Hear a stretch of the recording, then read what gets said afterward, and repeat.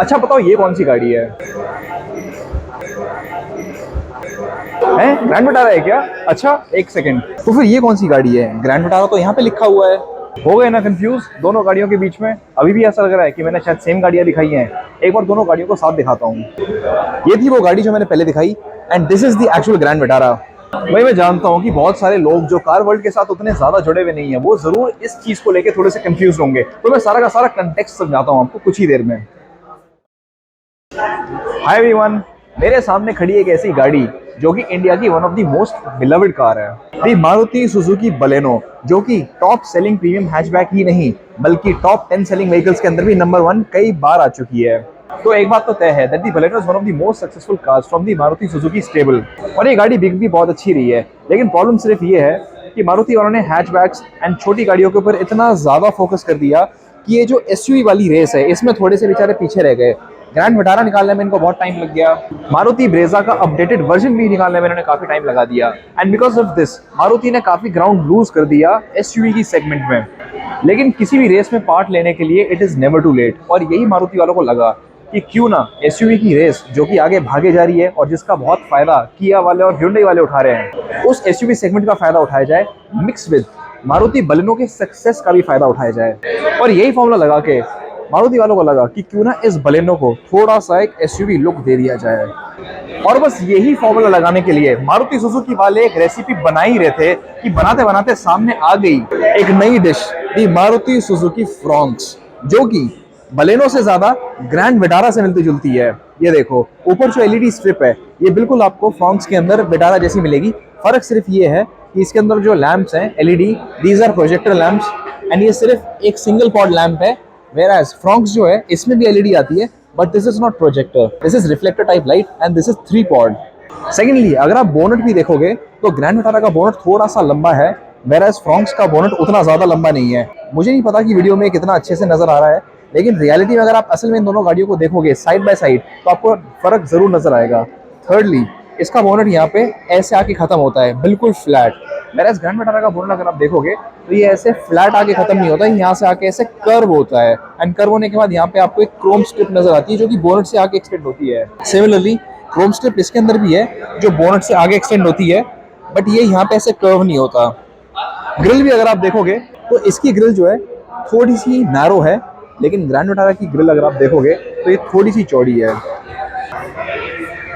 नीचे जो इसकी स्किड प्लेट है इसका भी डिजाइन अगर आप देखोगे तो बीच में से पतली है, साइड से थोड़ी सी थिक है, whereas फ्रॉन्क्स की स्किड प्लेट अगर आप देखोगे तो इसमें यूनिफॉर्म थिकनेस है। मारुति वालों को पता था कि ग्रैंड विटारा का डिजाइन बहुत लोगों को पसंद आ रहा है, रिव्यूज काफी अच्छे थे इसके डिजाइन को लेके, और इसी डिजाइन का फायदा उठाते हुए इसको कैपिटलाइज करते हुए इन्होंने इसको फ्रॉन्क्स में बहुत ही स्मार्टली यूज किया हुआ है। काफी सारे लोगों को लगता है कि मारुति सुजुकी गाड़ियां जो बनाती है वो बहुत कॉस्ट इफेक्टिव होती हैं, फ्यूल एफिशिएंसी के ऊपर फोकस्ड होती हैं, लेकिन डिजाइन पावर और परफॉर्मेंस के मामले में मारुति थोड़ी लैक करती है। But with this car at least design aspect के साथ तो मारुति वालों ने कस्टमर्स की शिकायत बंद कर दी है।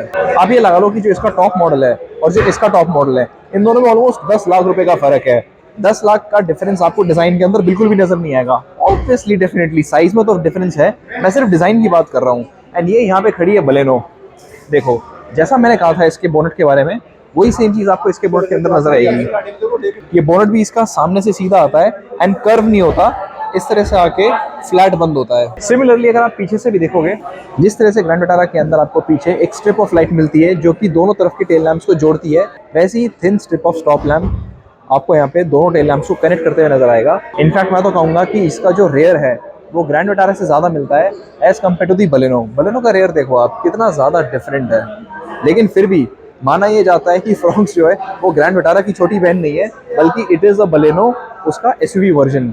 एसयूवी वर्जन मारुति वाले इसको काफी ज्यादा मार्केट कर रहे हैं, लेकिन अगर आप इसको देखोगे तो एक प्रॉपर टिपिकल एसयूवी नहीं है, बल्कि मैं कहूंगा कि एक कूपे क्रॉसओवर है एग्जैक्टली।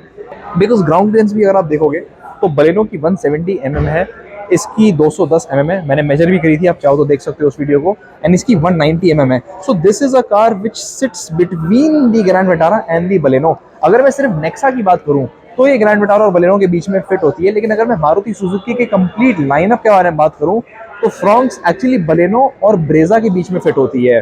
ग्रैंड विटारा तो थोड़ी नेक्स्ट लीग की कार हो जाती है, और ये इन दोनों गाड़ियों के बीच में सिर्फ ग्राउंड क्लियरेंस के मामले में ही फिट नहीं हो रही, आप कोई सा भी एस्पेक्ट ले लो।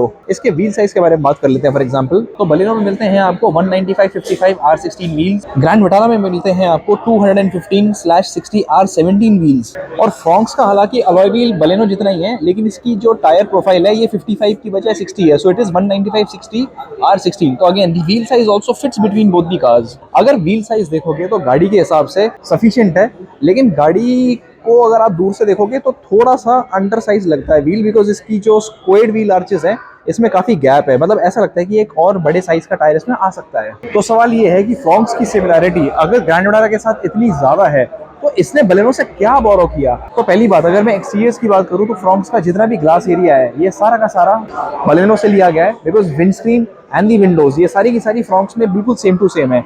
अगर मैं डोर पैनल्स की बात करूं तो डोर पैनल्स भी आपको जैसे बलेनो में नजर आ रहे हैं बिल्कुल वैसे ही फ्रॉन्क्स में भी नजर आएंगे, वैसा ही कर्वेचर है, वैसी ही थिकनेस है। फर्क सिर्फ ये है कि पहली बात तो जो रियर डोर है इसके ऊपर ये जो इस तरह की लाइन जा रही है, ये जो थोड़ा एक क्रॉसओवर टाइप का लुक दे रखा है, जो ये कैरेक्टर लाइन जा रही है, ये आपको बलेनो में नहीं मिलेगी। बलेनो के अंदर normal simple plain wheel arch है और दरवाजे के अंदर ऐसी कोई कैरेक्टर लाइन जाती हुई नहीं नजर आएगी। दूसरी बात, फ्रॉन्क्स के दरवाजे का जो क्रॉस सेक्शन है it is very different from the Baleno's cross section. दिखाता हूँ, तो ये है बलेनो के दरवाजे का क्रॉस सेक्शन, ध्यान से देखो इस तरह से, ये बिल्कुल यहाँ से प्लेन है, देख रहे हो यहाँ से, लेकिन फ्रॉन्क्स को देखो, फ्रॉन्क्स यहाँ से प्लेन नहीं है, यहाँ पे आपको ये नजर आएंगे। इतना ज़्यादा डिटेल में टिटबिट्स में मैं नहीं भी दिखाता तो भी काम चल जाता, बट थोड़ा सा अटेंशन टू डिटेल दिखाने के चक्करों में आपको ये सब शेयर कर रहा हूँ। नेक्स्ट जो सिमिलैरिटी है वो ये है कि बलेनो की अगर आप टेल गेट देखेंगे तो ये अपराइट या स्ट्रेट नहीं है, थोड़ा सा कर्व्ड है इस तरह से।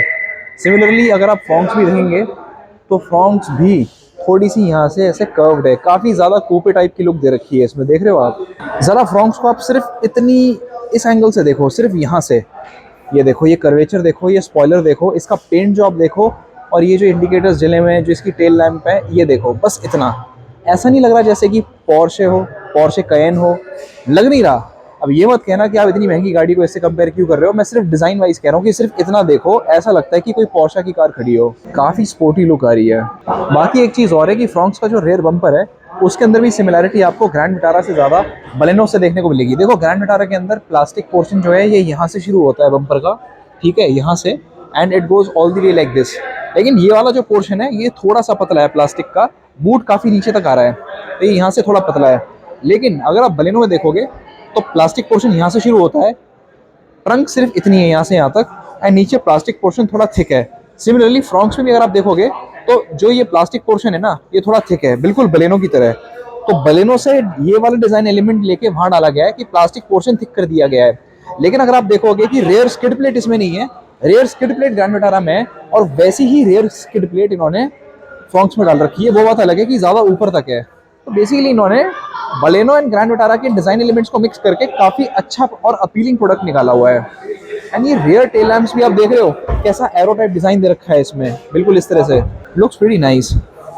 इनफैक्ट ये तो चलो एरो टाइप डिज़ाइन है, पर बाकी के एरिया देखो आप, पूरा ब्लैक आउट डिज़ाइन है इसका टेल लैंप का, जो काफ़ी क्लासी लगता है। एक चीज़ और है, ये है ग्रैंड विटारा के साइड व्यू मिरर्स, वो है बलेनो के। तो बलेनो के साइड व्यू मिरर्स हैं, कुछ वैसे ही साइड व्यू मिरर्स फ्रॉन्क्स के अंदर यूज़ किए हुए हैं। हालांकि सामने से फ्रॉन्क्स काफ़ी ज़्यादा ग्रैंड विटारा जैसी लगती है, लेकिन ग्रैंड विटारा की लाइट में आप देखो कि ये जो क्यूब है लाइट की, ये यहाँ तक है, मेरा इसके अंदर ये यहाँ तक है, एंड यहाँ पे इस तरह से इन्होंने कट्स दे रखे हैं लैंप्स में ना, एलईडीज में। ये एक डिफरेंस है जो मैंने देखा अभी। सो ये तो होगी एक्सटीरियर्स की बात, लेकिन सबसे ज़्यादा डेराइव्ड बलेनो से ये गाड़ी अगर है तो वो है इंटीरियर्स। अंदर बैठ के तो बिल्कुल आपको ऐसा लगेगा कि जैसे आप बलेनो में ही बैठे हो। मैं ज़रा अंदर से दिखाता हूँ।